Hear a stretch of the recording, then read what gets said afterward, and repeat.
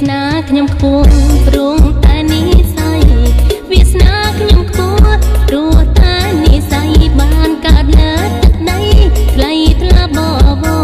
កូនខ្មែរសម្បល់ស្អាតចិត្តមាយាទក៏ល្អកូនខ្មែរសម្បល់ស្អាតចិត្តមាយាទក៏ល្អពូជកូនខ្មែរអង្គរសែនថ្លៃថ្នូរសច្ចៈត្រង់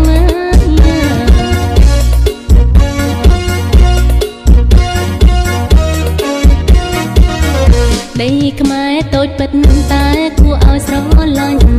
ដីខ្មែរតូចពិតតែគួរឲ្យស្រឡាញ់មានទីក្រុងភ្នំពេញ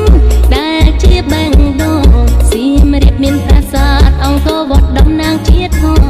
គ្រប់ខេត្តសម្បូរសម្បត្តិធម្មជាតិកន្លងចិញ្ចឹមជីវជនបងបងតាំងពីយូរលង់ណាស់មកហើយ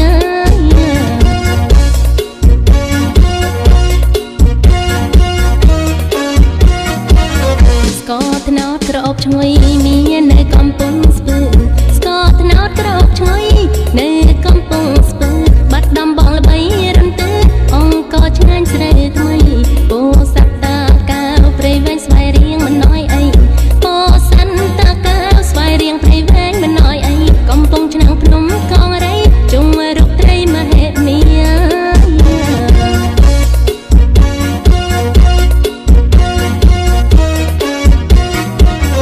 កំពង់សាមកំពតមាត់សមុទ្រជួបជុំកំពង់សាមកំពតមាត់សមុទ្រជួបជុំឆ្នេរកែបបកោគិរីរម្យកងស្រោសោភាកំពង់ធំនាំផ្លូវទៅដល់ខេត្តព្រះវិហារកំពង់ធំនាំផ្លូវទៅដល់ខេត្តព្រះវិហារមានប្រាសាទល្បីខ្ពស់ខ្ទាតលើលោកកាទទួលស្គាល់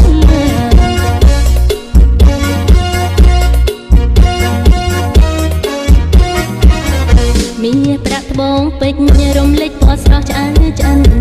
មាប្រាក់ត្បូងពេជ្ររំលេចពណ៌ស្រស់ឆ្អៅឆ្អិនសម្បូរនៅក្រុងបៃលិនគ្រប់គ្នាចង់ទៅដល់ដើមឈើប្រណិតនៅគិរីមណ្ឌលរតនគិរីសម្បូរឈើថ្នាំនិងភោគផលទេសភាពត្រកាលនិមលបើបានយល់ចិត្តរីករាយ